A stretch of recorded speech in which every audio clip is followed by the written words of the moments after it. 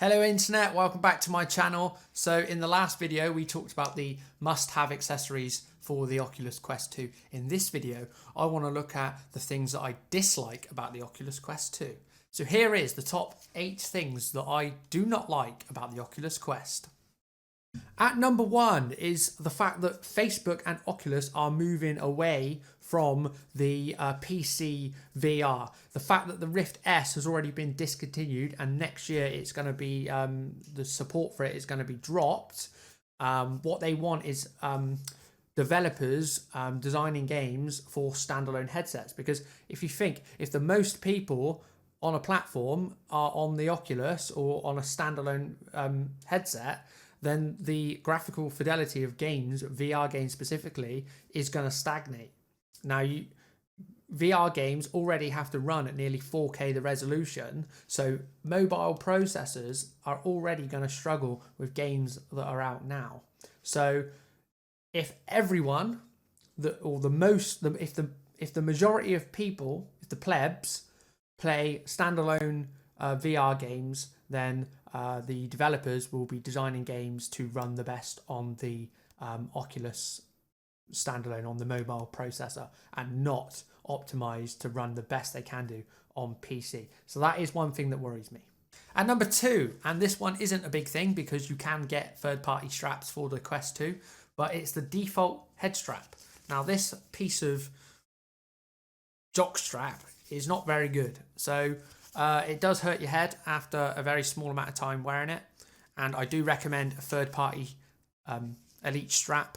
Now, there has been reports of the Elite strap, this one here, breaking on here. Now, this does apparently come with a 2-year warranty, so if it does break, I should be able to send it back through where I bought it from. But this head strap is £50, so that might be something to think about if you are buying the headset. You will probably need to spend either £50 on the Elite strap or between £30 and £40 for one from a third-party manufacturer. Number 3, and that is the Facebook terms and conditions. So this has been all over articles and news stories on the Oculus Quest 2, and it's the fact that Facebook are kind of locking down the platform with their terms of service. For example, your Facebook needs to be all correct with your correct name. It can't be just a dummy account that you use, and if your Facebook account gets banned, you lose access to all your Oculus games. So I never like to see companies locking down platforms. It's never good for consumers. And the reason they need all your name and information correctly is because they need to mine that data from you. It wouldn't surprise me if the microphone on this is listening to my conversation now. Hello, Oculus. I'm thinking about drinking a can of Coke. I bet you now I see an advert for Coke on Facebook. Actually, that's a good point. So if I'm playing VR chat, is this thing listening to me on the built-in microphone? So when I go on Facebook on my phone later on, am I going to see adverts for things that I've talked about on VR chat? And number 4 is the cost of accessories. Now, I've moaned about this in all of my videos, and I think it's absolutely ridiculous that Oculus is charging, for example, £49 for a little suede zip-up travel case. Woo! How about the link cable, which I own, and I do believe it is good, but I don't think it's worth £89. The bandwidth's brilliant because it's a fibre cable, so it's fibre optics for all the data, and then it's copper core for the charging, so obviously you can't send power over a fibre optic. Now that's £89. Let's just break that down. You think for a high quality USB 3 or C cable at let's say 5 meters, you're looking at around £20 to £30. So where is this extra £60 worth of technology? £60 worth of technology. I don't think it's there. I don't think they should be charging £89 for the link cable. Now, this could be a little strategy on their end. What they could be doing is saying, okay, I've spent £300 on the headset. Now, some people might think, ooh, do I just play games on the Oculus headset and download them through the app? Or do I play them on my PC? Now, if you charge £89 for a cable, that could put some people off, thinking, okay, well, I'll just buy some games on the headset and play it on there. And obviously, Oculus are making all the money if you download them through the Oculus app. But with the link cable, you're going to be buying games most likely on Steam. That's just a theory, but anyway. Up next, we've got the Elite Strap, £50. £50 for a piece of plastic with a little ratcheting knob. Don't think so. The Elite Strap, so £50 for Elite Strap, but if you get the battery pack version, ooh, an extra battery in the head strap. How much do you think that is? £119. So that means the battery that's in there, so just a power bank, costs 70 quid. I'll just cable tie a power bank to I'll just cable tie one to this if I have to. I ain't paying £70 for a little battery in there. Sod that.